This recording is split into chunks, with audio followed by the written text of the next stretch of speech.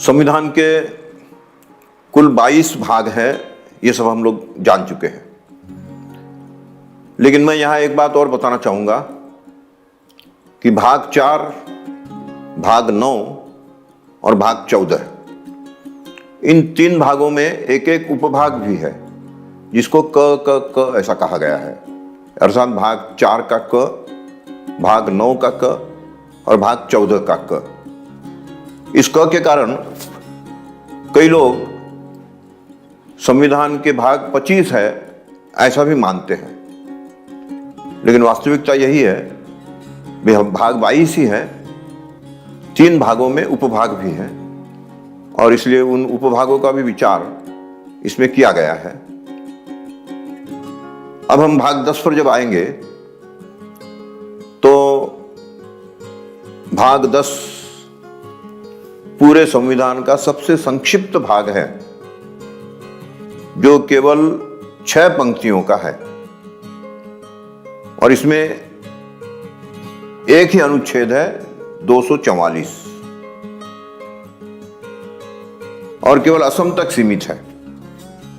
इसमें स्पष्ट लिखा है कि असम राज्य के अतिरिक्त प्रथम अनुसूची के भाग 4 या भाग क या ख इनमें उल्लेखित किसी राज्य में के अनुसूचित क्षेत्रों और अनुसूचित जनजातियों के प्रशासन और नियंत्रण के लिए 5वीं अनुसूची में उपलब्ध लागू होंगे। 2, असम राज्य के आदिम जाति क्षेत्रों के प्रशासन के लिए 6ठ अनुसूची के अनुबंध लागू होंगे। अर्थात 5वीं सूची के अनुबंध और 8वीं सूची के अनुबंध ये लागू होने की बात कहने के लिए केवल भाग 10 यह निर्मित किया गया है। तो इतने छोटे से विषय के लिए एक भाग, लेकिन इस भाग का भी महत्व नंदलाल बोस ने प्रस्तापित कर दिया है और वो इस रूप में प्रस्तापित किया है कि यहां उन्होंने भारत के शिक्षा व्यवस्था का श्रेष्ठ प्रतीक नालंदा विश्वविद्यालय, उसका प्रतीक चिन्ह और उस समय का एक दृश्य, इस रूप में 2 चित्रों से इसे अलंकृत किया है। नालंदा के विषय में हम सभी जानते हैं कि उसका अगर अर्थ निकाला जाए तो नालम अर्थात कमल, कमल ये ज्ञान का प्रतीक है, और दा अर्थात देने वाला, नालम दा उसी का संधि होकर जो शब्द बना वो है नालंदा अर्थात ज्ञान देने वाला। तो ज्ञान देने वाला स्थान वह इतना महत्व का हो गया था कि देश भर से ही नहीं दुनिया भर से लोग यहां आकर और शिक्षा ग्रहण करते थे और यहां शिक्षित होने वाले हर व्यक्ति को यही लगता था कि दुनिया में हमारे जैसे ही लोग चारों तरफ है और हमारे जैसे ही लोग चारों तरफ हो, यही उनकी मंशा भी है। और इसीलिए जो कहा गया है कि कृण्वन्तु विश्वम आर्यम, हम पूरे विश्व को आर्य बनाएंगे अर्थात श्रेष्ठ बनाएंगे, यह बात इसी समय से प्रचलित हुई होगी ऐसा मुझे लगता है। तो जिस समाज को विश्व के सारे मानवों को श्रेष्ठ बनाना है, श्रेष्ठ बनाने के लिए अपने आप को खपाना है, अपने आप को ज्ञानी बनाना है, तो ऐसे समाज ने कभी ये सोचा नहीं था कि हम जब समाज का, जनता का, आम नागरिक का, मानवता का उपकार ही कर रहे हैं तो हम पर कोई आकर आक्रमण क्यों करेगा। लेकिन अपने देश का ये दुर्भाग्य है कि ऐसे स्थान पर भी यहां सत्ता लोलुप लोगों ने आक्रमण करके भारत को तहस नहस किया और नालंदा तक पहुंचकर नालंदा में शिक्षा लेने वाले, शिक्षा देने वाले, इन सब पर आक्रमण करके उनको वहां से मार काट करके भगा दिया। और केवल इतना ही नहीं, वहां की जो संपदा थी, ग्रंथ संपदा, उसको भस्मीभूत किया, जिसके बारे में कहा जाता है कि 6 महीने तक वहां के ग्रंथालय जलते रहे।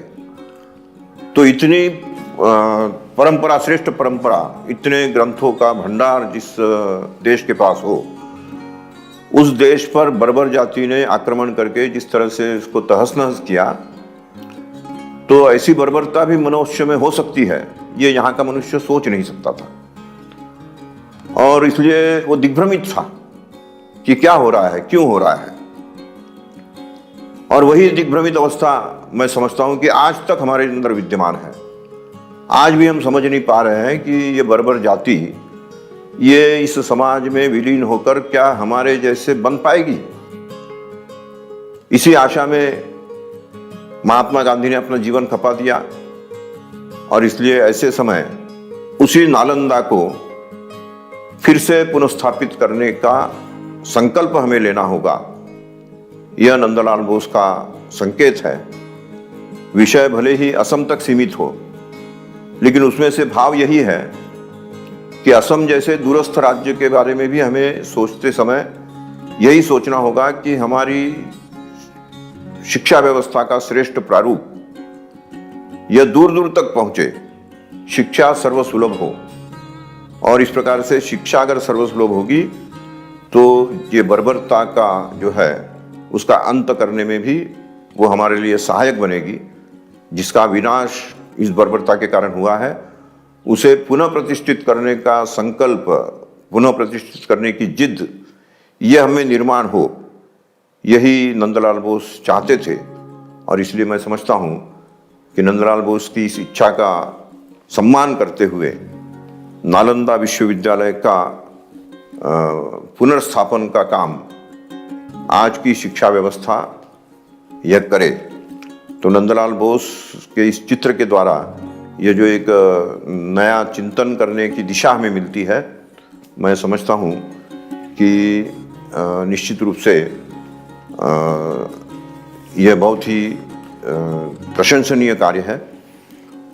दूसरी बात एक और मैं इसी संदर्भ में कहना चाहूँगा कि वास्तव में संविधान का जो मूल प्रारूप है उसमें अब तक 120 या 122 संशोधन हो चुके हैं।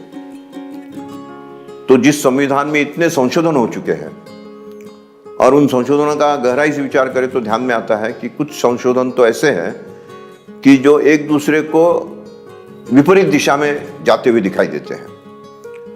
तो ऐसे समय कई बार ऐसा भी लगता है कि जैसे ही नालंदा विश्वविद्यालय की बात नंदलाल बोस यहाँ अंकित कर रहे हैं, शायद वो ये भी कहना चाहते हैं कि संविधान पर भी पुनर्विचार करते हुए और जब नया संविधान या संविधान का नया प्रारूप बनाना आवश्यक लगता हो तो नालंदा विश्वविद्यालय के द्वारा शिक्षित और ज्ञान पूर्ण संपन्नता, पूर्ण ज्ञान से संपन्न ऐसे लोगों के द्वारा नया संविधान भी लिखा जाए या संविधान का पुनर्लेखन किया जाए।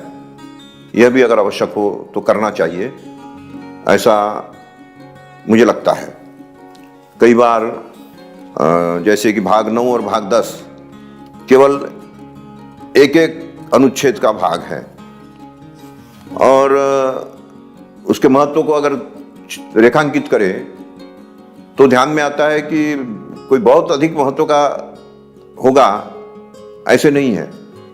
केवल एक छोटे से भूभाग को या एक भूभाग को प्रभावित करने वाला यह भाग है। तो ऐसे भागों को एकत्र करके हम एक ही भाग में समाहित कर ले तो संविधान का ये जो इतना विशाल प्रारूप बना हुआ है, इतना विशाल उसका विस्तार हुआ है, शायद वह भी सीमित होगा। और जो कुछ पुनरावृत्ति हो रही है, एक दूसरे की विपरीत चीज़ें भी इसमें आ रही है, तो उसका भी समाधान होगा और एक बहुत उपयोगी संविधान हमारे लिए प्राप्त होगा, ऐसा मुझे लगता है। तो संविधान का पुनर्लेखन ये भले ही आज का हमारा चर्चा का विषय न हो, लेकिन इन चित्रों की व्याख्या करते हुए जो बातें ध्यान में आती है उसमें ये भी बात आप लोगों के सामने रखना मुझे उचित लगा, इसलिए मैंने ये बात आप लोगों के सामने रखी है। इस पर भी अगर आपका कोई विचार हो, आपका कोई मत हो, आपका कुछ प्रश्न हो तो स्वागत है। आप हमसे पूछिए, हमें कुछ बताइए, हमारे भी ज्ञान का वर्धन हो, और हम जो कह रहे हैं, मैं जो कह रहा हूँ वह कहाँ तक उचित होगा, इस पर भी मंथन हो। बस इतना ही मैं चाहता हूँ। धन्यवाद।